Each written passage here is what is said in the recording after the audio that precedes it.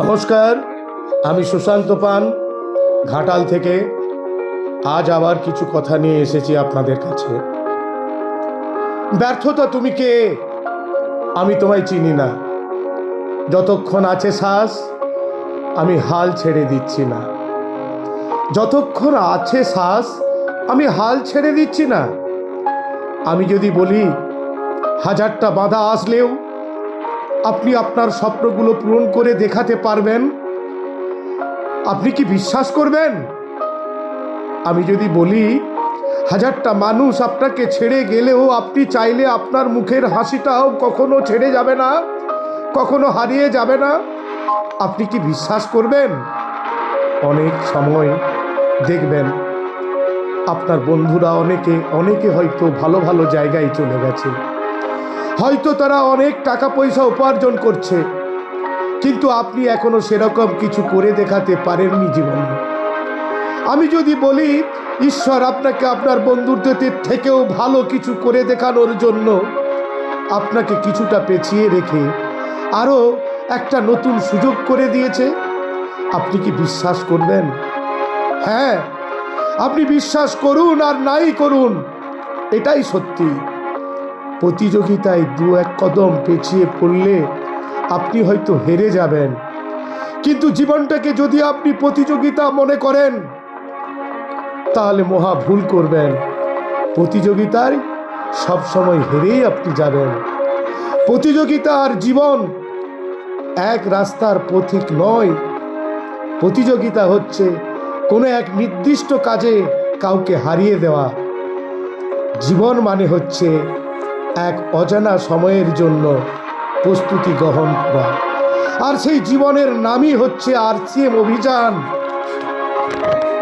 জীবন মানে হচ্ছে লক্ষ্য নির্ধারণ করা, আর সেই লক্ষ্যের দিকে প্রতিনিয়ত একটু একটু করে হলেও এগিয়ে চলার নামই জীবন। জীবন মানে প্রতিযোগিতা নয়। জীবন মানে প্রতিযোগিতা নয়। বিশ্বাস করুন আর না করুন, জীবন মানে প্রতিযোগিতা নয়। আপনার খুশির জন্য, স্বপ্ন পূরণের জন্য স্বাভাবিক গতিতে সামনে এগিয়ে চলার নামই হচ্ছে জীবন। RCM অভিযানই হচ্ছে জীবন। আপনারা জীবনটাকে প্রতিযোগিতা বানিয়ে ফেলবেন না প্লিজ। যতটুকু স্পিডে এগিয়ে চলতে হবে এবং RCM অভিযানের সামনে এগিয়ে চলার নামই জীবন। কেউ হয়তো আপনার আগে জীবনে সফল হয়ে গেছে, কেউ হয়তো আপনার আগে টাকা পয়সা উপার্জন শুরু করে দিয়েছে, কিন্তু এর মানে কি এটাই দাঁড়ায় আপনি ব্যর্থ হয়ে গেছেন? না, কখনোই নয়। বরং জীবন আরো ভালো কিছু করে দেখানোর সুযোগ করে দিয়েছে। বনের রাজা সিংহকে দেখেছেন কখনো? যখন সে বড় শিকারের সন্ধান পায়, বরং দু কদম পেছিয়ে আসে আর শরীরের সমস্ত শক্তি কাজে লাগিয়ে দৌড়াতে থাকে এবং শিকার ধরে। কখনো স্কুলে বাচ্চাদের ক্রীড়া প্রতিযোগিতা আপনি দেখেছেন? হাই জাম্প বলে একটা ক্রীড়া প্রতিযোগিতা আছে। যে বাচ্চাগুলো যতটা বেশি লাভ দিতে চায় সে ততটাই পেছনের দিকে দৌড়ে ঝাঁপ দিয়ে কমপ্লিট করে। হ্যাঁ, আমাদের জীবনটাও এরকম।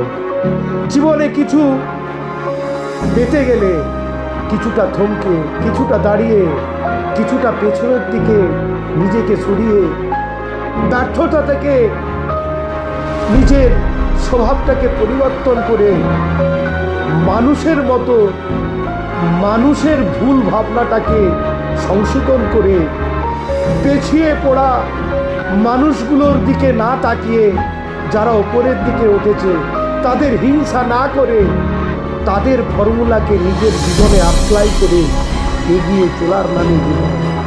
এ তো একটা দারুণ সুযোগ বন্ধু। এই সুযোগকে কাজে লাগিয়ে আরো ভালো প্রস্তুতি গ্রহণ করে নিউ প্ল্যান, নিউ জয়েনিং করিয়ে সফল হওয়ার চেষ্টা করি। তারই নাম জীবন। ব্যর্থতা তুমি কে? আমি তোমায় চিনি না। যতক্ষণ আছে শ্বাস আমি হাল ছেড়ে দিচ্ছি না। আমি যদি বলি যতক্ষণ আপনি হাল ছেড়ে দেবেন ততক্ষণ না আপনি হাঁটতে পারবেন না। যতক্ষণ না আপনি হাল ছেড়ে দেবেন না ততক্ষণ আপনি হারতে পারবেন না।